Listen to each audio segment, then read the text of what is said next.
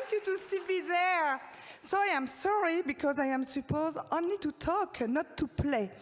So because I think you will be dead in 30 minutes, I will start by the end. I will ask you if it's possible now for you to stand up and to make me the most incredible standing ovation you never did in your life. So please do it now. Come on.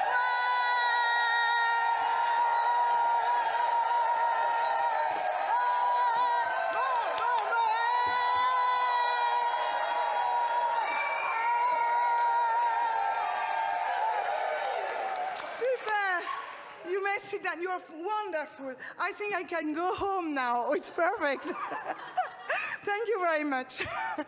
So, it's my first conference in English, and I don't speak English. So I am sorry, I will need my paper.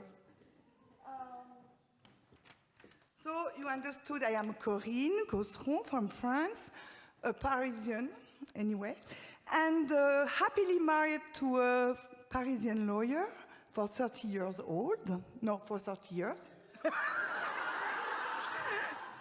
And we decided in the year 2000 to go and live on the beach in the south of France, where we knew nobody.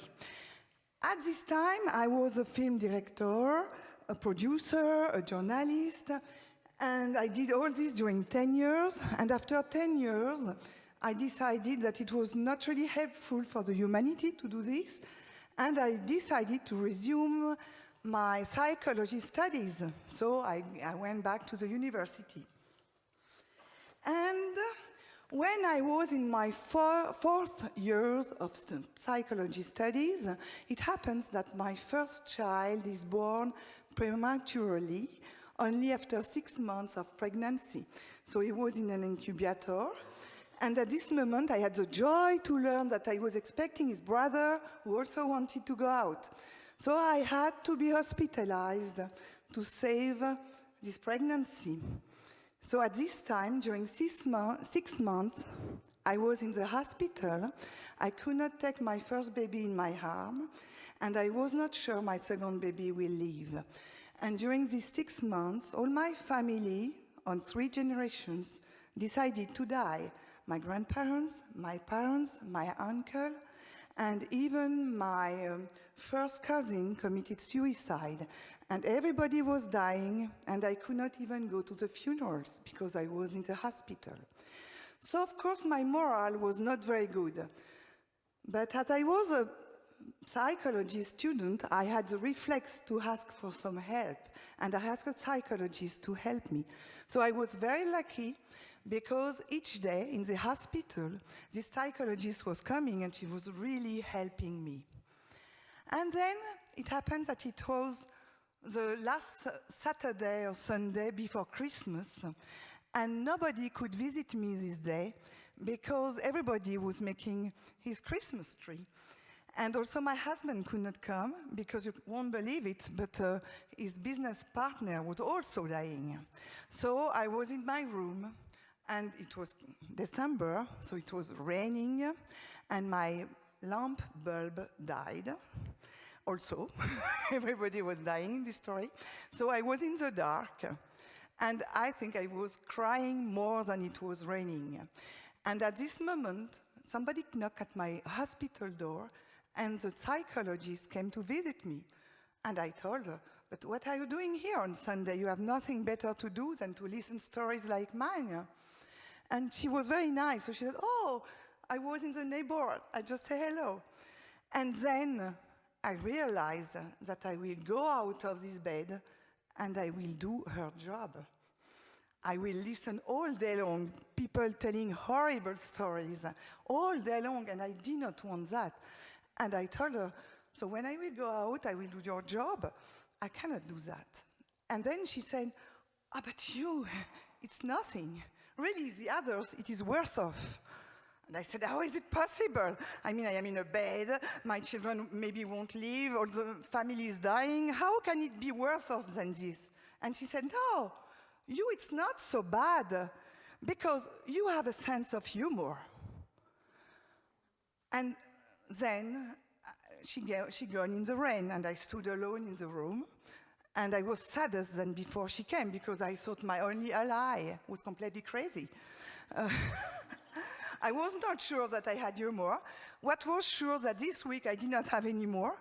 And even if I had, I did not see the link between this horrible story and the fact to have some humor. Then, okay, she's gone. After that, I continued my study, and I decided a few weeks before becoming a psychologist not to pass my exam and not to become a psychologist, because really, in my heart, I could not be in such a sad, what I found at this time, such a sad job. So, paper now. So, the next story is that in the year 2000, my husband and my children and I, we left Paris to live 1,000 kilometers on the south, on the beach, near Montpellier, for those who know France, where the sun is shining all day long, and where all the people finish their sentence by tranquille, which means take it easy. So, so life is easier. And I did not know what to do of my life at this moment. And somebody proposed me to write a very sad book, something very depressing book. And I was hesitating because I thought, okay, you know, I had to write this book for the person. I would say yes, I will say I on the book, but it would be her name on the book. It's a negro in French. I don't know if you have the same word. So I had to write this book, and I thought, during 6 months, I'm going to write a very sad story, and I will say how will I feel after 6 months of this? And at this exact moment, I was in my living room, and I started to laugh. I thought I was alone, and I started to laugh. And I think, my poor girl, you are really finished. There is nothing funny in this story. But in fact, the TV was on without the sound, and on the TV, you could see beautiful Indian women in multicolored saris, and they were laughing on a beach, and they looked so happy. And I thought, I want to be like them. I want to be like those women. I want to laugh like this. I want to be so happy. Who are they? And at this moment, the picture was off, and a man came with a tie, very serious, and he said, "My name is Madame Kataria. I'm a physician doctor, and I found that my happy patients are getting better much more quickly than the non-happy patients. So I closed my office, and now I make laughter clubs." It was a documentary of Mira Neher, and that's by chance that I discovered laughter yoga and Madame Kataria, and it was just after the year 2000. And this was my answer. I said, okay, I will write the book. If I can open a laughter club, it will be the antidote. It will be just perfect. So Google was not existing at that time. So it took me 3 days to find the Indian doctor. And when I found him, and I said, okay, I don't know where you are, but I come. I really need, it's an emergency, to open a laughter club. Where are you? And he said, I am just arriving in France. I organized the first session in France. I said, okay, you are your first trainee. So I was the first trainee, the first leader, the first teacher, and then the first ambassador, and now master trainer. And I opened very quickly something which was the first school of laughter in the world, because even he himself did not have opened a school at that time. And when I opened this club, it was completely crazy, because I was in this beach where I knew absolutely nobody. I opened the laughter club, which was the first in the country, and the first year, 500 people came. It was just crazy. I was doing it on Monday in the morning on the beach, and because I crossed people in the town, they were telling me, it's you, the laughter club? So I said yes, but you know, you do that on Monday morning, but as on Monday morning we are normal people, we work, so we cannot come to your laughter club. So I had to open another one on Friday evening for the people who were working. Honestly, it is when I learned everything. During 4 years, 52 weeks a year without stopping. I had a session on the beach for people very quiet who were not working on Monday morning, and on Friday evening in a room for people very nervous who were working. And that's where I learned the job. And every week we had journalists. It was incredible. So people were coming from everywhere. They were taking the train, the plane, whatever they want. And they were all saying that they were lacking of laughter. And I had the impression that I was giving water in a desert. It was really incredible, this thing. And because journalists were a lot coming, after 1 year, Channel 1, the most popular channel of TV in France, came to make a big report on the beach. And I was used to give the floor to the participants at the end of each session to know if they were happy with the session, and also to know what happened in their life between the session of the week before. But because it was 1 year that I opened the Laughter Club, I thought I will ask another question. I won't ask them, how was it since last week? But I will ask them, practically, what did it change in your life to come every week during 1 year? What changed in your life during 1 year? Honestly, in my mind, I thought it would be just perfect, because each week they were radiant. You know this because many of you practice laughter yoga. So they were saying, I'm more happy, I sleep better, I digest better, my skin is better, I look younger, people love me, I have more humor. You know all this. They are absolutely fantastic. And I thought, if they say that each week, for 1 year, it will be multiplied by 52. Really, tonight, all the country will know about laughter yoga, and I will be the queen of laughter, that is sure. So I was absolutely like this on the beach, with my better hair, like Linda says, ready for the TV. And then the camera came on the first participants, and I asked, after 1 year, what did it change in your life? Can you tell us how you feel? And the first one answers, well, before coming to the Laughter Club, I could not cry. I was not able to cry. And now that I go to the Laughter Club, I'm really happy, because when I want to cry, I can cry. So I was a little surprised, but I thought, okay, they will cut her anyway, there are 20 others, so it's okay. So then the camera turned on the second one. I asked the same question, and she said, well, before coming to the Laughter Club, when I wanted to be angry, I did not dare. I was not able to be angry. I was not able. But now that I come to the Laughter Club, when I want to be angry, I am angry, and I love it. I was not feeling very well. I said, okay, there are 18 more. So the camera turned on the third participant, who said, in fact, I wanted to come to the Laughter Club for a long time, but it is far from my house, and I don't drive my car anymore for 20 years. So it's Henry who brings me to the Laughter Club, and I am very happy. But for 3 months, Henry cannot come anymore to the Laughter Club. So I took back my car to go to the Laughter Club, and now I can drive to the Laughter Club, and in fact I can drive everywhere. So I did not hear anything more. I think I was dead somewhere in the sun. But it's the moment I had my insight. I just realized at this moment that laughter was a joyful getaway to all emotions. And I had no idea of this before. In fact, I can promise you, I only spoke about laughter during 1 year. I never spoke about anger, sadness, furious, or anything like this.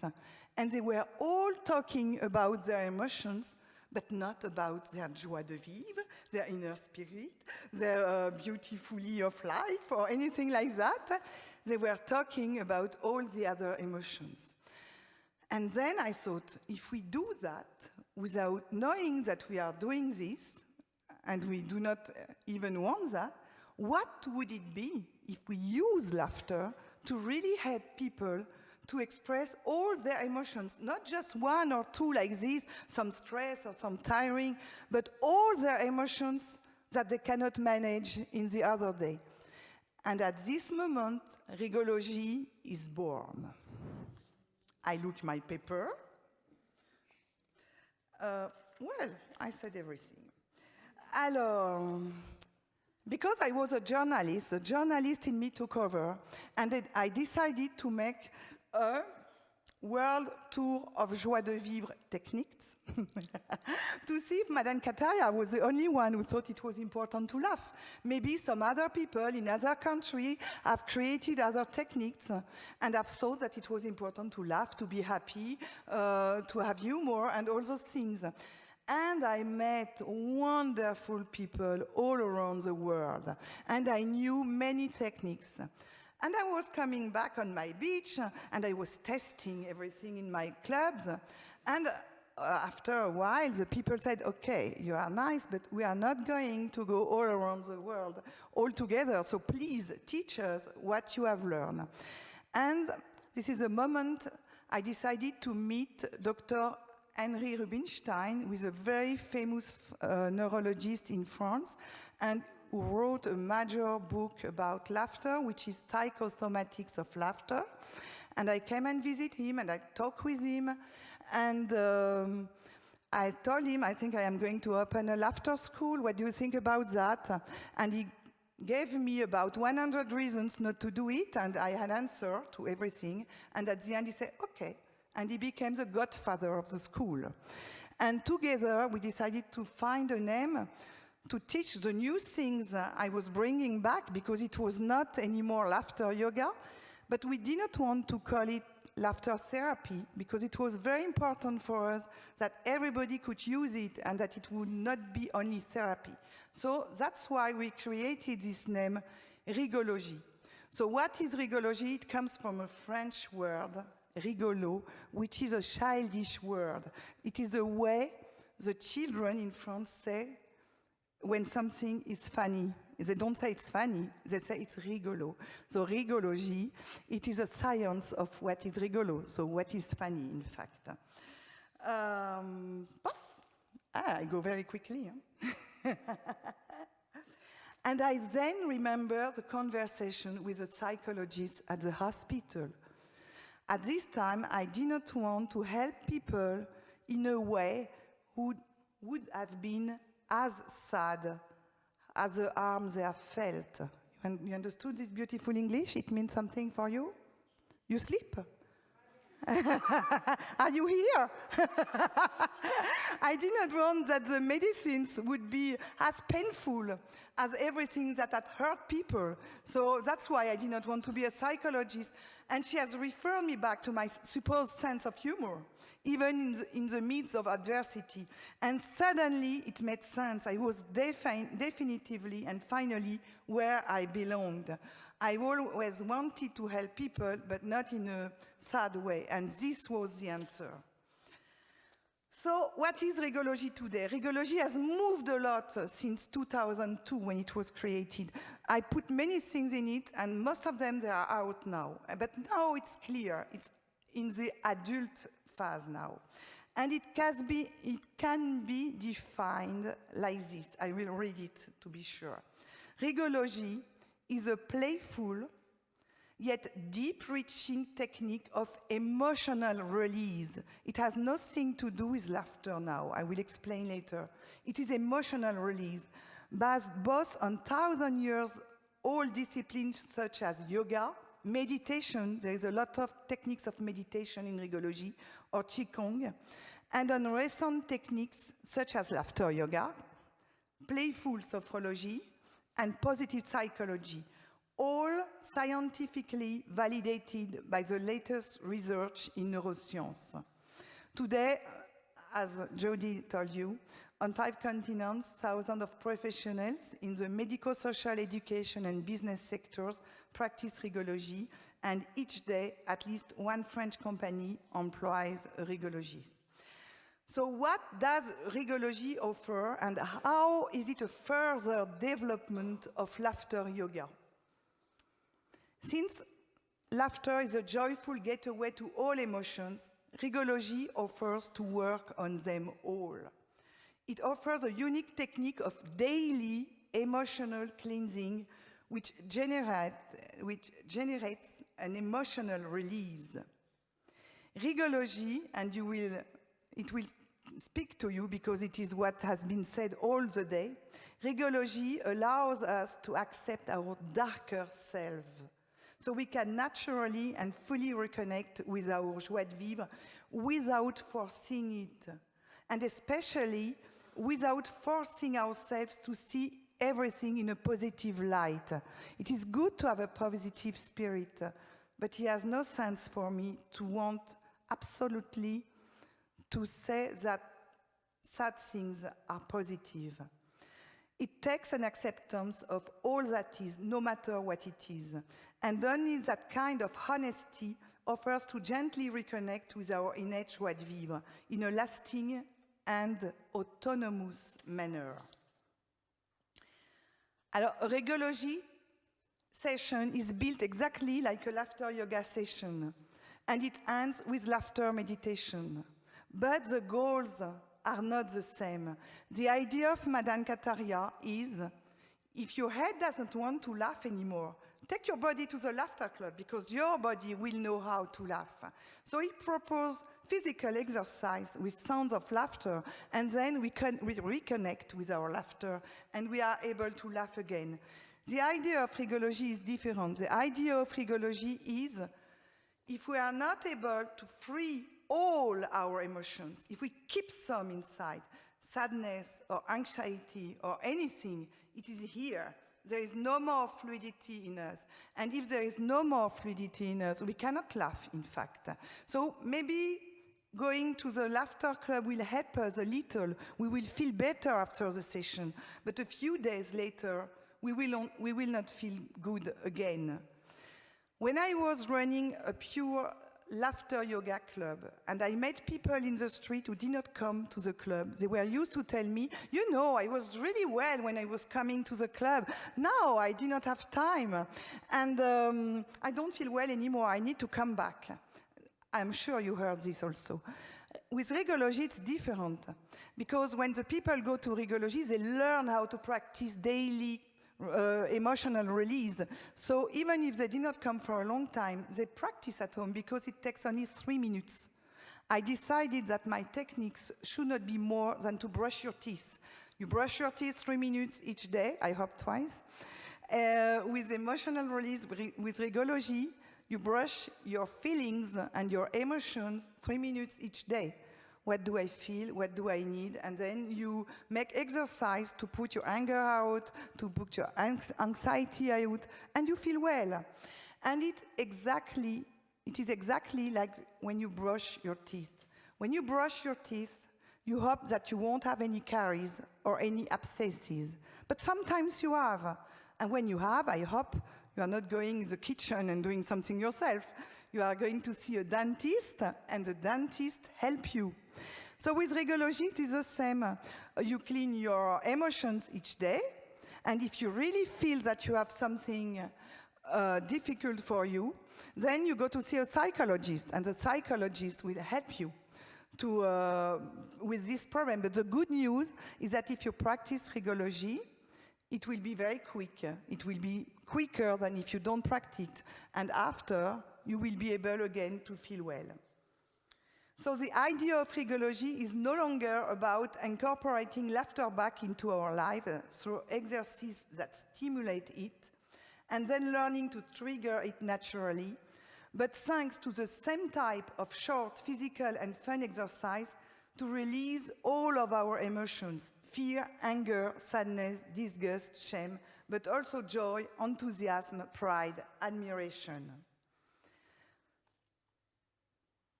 in 3 points, and I will finish with this. First of all in rigologie, all our emotions are of equal importance as they forge our humanity. That means that in rigologie, the notion of positive and negative emotions does not exist. It is neither good nor bad to experience this or that emotion. It is adapted or not adapted to what is happening at the moment. And above all, it simply is. The question of genuineness is at the heart of rigologie. Second, the daily practice of emotional cleansing is essential to our vitality and to our true selves. And that's right for absolutely everybody, and especially for the professionals helping others, if they don't want to experience a new burnout, which is called the empathic burnout. So if you don't want to experience empathic burnout, you have to really learn what to do with your own emotions. And the third point is our neutral state is that of joie de vivre. I think that when we release all our emotions, we feel free. There is fluidity here, and we arrive to our neutral state. And as a rigologist, I am optimistic enough to think that this neutral state is not at all neutral, but it is joyful. Exactly like little children, they cry, they shout, they do what they want, but when it's finished, they feel quiet, they feel joyful, they feel at peace. And I think that if we learn how to put out all our emotions without judging them, then we will be in this neutral point, which is joie de vivre. And when we are in the joie de vivre, we laugh spontaneously. That means that in a rigologie sessions, you do not have any more laughter exercise because you don't need them. You have exercise to release your emotions, and then you have laughter meditation, and you laugh for real. You don't need exercise anymore. So it is the last word. Jody will be very happy to know that I am finishing. Today, rigologie is practiced through this. Julien, can you be the pom-pom boy, please? This is the circle of joy. It's in a beautiful French. To be sure, that we won't forget anything. Come on here. We have made a circle. So, first of all, this is to say hello. Then we connect to ourselves. When we have connect to ourselves, we connect to the nature. When we have connect to the nature, only at this moment we connect to the others. Because in laughter yoga, for me, sometimes it was too much to go like this to the others before going in myself first, to feel how I was. So connect to you, connect to the nature, and then connect to the others. Here we make all the emotional release, all the emotions. And what happened after that? You feel you are pure love.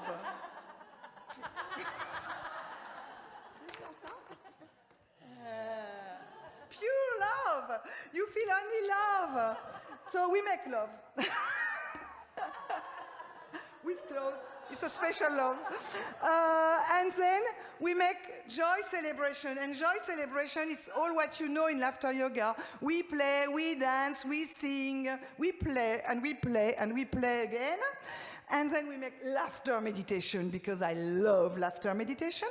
And then we make relaxation with integration of this. And then we say goodbye. And I think I will say goodbye. Woo! So everybody, I will come here in London to teach rigologie in 6 days. I don't know where, I don't know when, I don't know with who. So if somebody is interested to help me to organize it, it will be a great pleasure for me to come back with you. Thank you very much, Lotte, to have organized this. Linda, Jody, everybody, thank you very much. Bye-bye, and I am in time. Yeah! let's hear for Corinne. Thank you, thank you, thank you. Sorry to rush you. Uh-oh. Paper! You have paper in in French, there is not at all for everybody.